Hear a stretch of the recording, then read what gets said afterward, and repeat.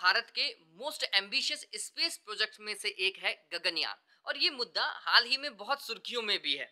इस मिशन के लिए GSLV Mark 3 का यूज किया जा रहा है और अगर 2025 तक ये मिशन सक्सेसफुल हो जाता है बच्चों, तो भारत विश्व का चौथा देश बन जाएगा जिसने क्रूड स्पेस मिशन को सक्सेसफुली टेस्ट किया होगा।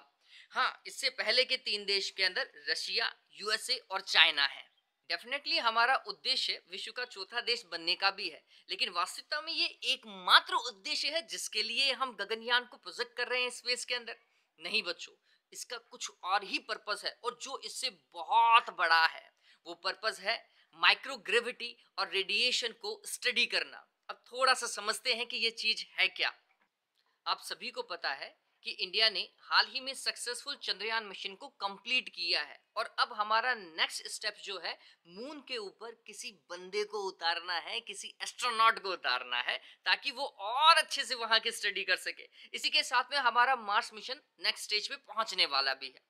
अब अगर हमें मून पे किसी एस्ट्रोनॉट को उतारना है बच्चों, तो हमें उस एस्ट्रोनॉट की हेल्थ का भी तो ख्याल रखना पड़ेगा, क्योंकि ग्रेविटी जैसी अर्थ पर है वैसी मून पर नहीं है। ये G/6 हो जाती है या फिर अर्थ की ग्रेविटी से 1/6 हो जाती है। ये इसका मतलब ये है कि हाइट के साथ में ग्रेविटी डिक्रीज होती जाती है। सिंपल सा लॉजिक यही है। अब इस ग्रेविटी से क्या इम्पैक्ट पड़ रहा है? मेन इम्पैक्ट है बच्चों हेल्थ के ऊपर।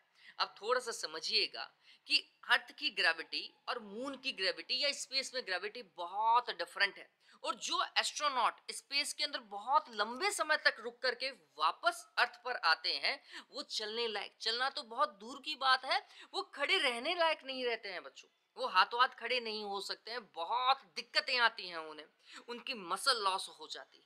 हाँ, उनका जो कार्डियोवास्कुलर सिस्टम है जिसके अंदर हार्ट, ब्लड वेसल्स और इवन ब्लड भी शामिल है, वो पूरा का पूरा चेंज हो जाता है। उसमें बहुत सारे चेंजेस आ सकते हैं। इसी के साथ में बॉन डीमिनरलाइजेशन। अब ये चीज थोड़ी सी नई है। देखो बॉन किससे बना हुआ है? वो बॉन बना हुआ है कैल्शियम से और बहुत सारे ऐसे मिनरल से। अब ये मिनरल धीरे धीरे इस ग्रेविटी के कारण डिके होते जाते हैं, कम होते जाते हैं, डिक्रीज होते जाते हैं। तो ऐसी बहुत सारी चीजें आती हैं जिसके कारण उनकी हेल्थ के ऊपर बहुत इंपैक्ट पड़ता है। सोचो, थोड़ा सा लंबाई से सोचो, अगर हमें हमारे स्पेस मिशन मतलब चंद्रयान मिशन को नेक्स्ट लेवल पर लेकर के जाना है और क्रूड मिशन को वहां पर पहुंचाना है, तो क्या होना चाहिए? उन एस्ट्रोनॉट की हेल्थ भी तो सही होनी चाहिए, है ना? वो बिल्कुल अगर तरीके से रहेंगे तभी जाकर के तो अच्छे से स्टडी कर पाएंगे। अगर उनकी हेल्थ में इतना ज्यादा डिफॉर्मेशन हो रहा है, इतना फर्क आ रहा है, तो वो मिशन कभी सक्सेसफुल नहीं हो सकता।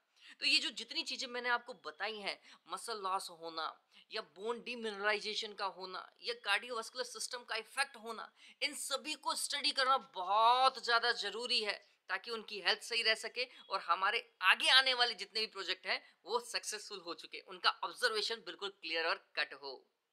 अगर एंड तक आप वीडियो देख रहे हैं, इसका मतलब है इन्फॉर्मेशन आपको बहुत अच्छी लगी। इस तरीके की और भी ज़्यादा इन्फॉर्मेशन के लिए इस वीडियो को लाइक करें और शेयर कीजिए। साथ में यूट्यूब पर हमें सपोर्ट कीजिए, चैनल को सब्सक्राइब कीजिए। फन विद फिजिक्स इन्फो या फिर प्रशांत माहेश्वरी सर्च कीजिएगा, चैनल को सब्सक्राइब कीजिएगा।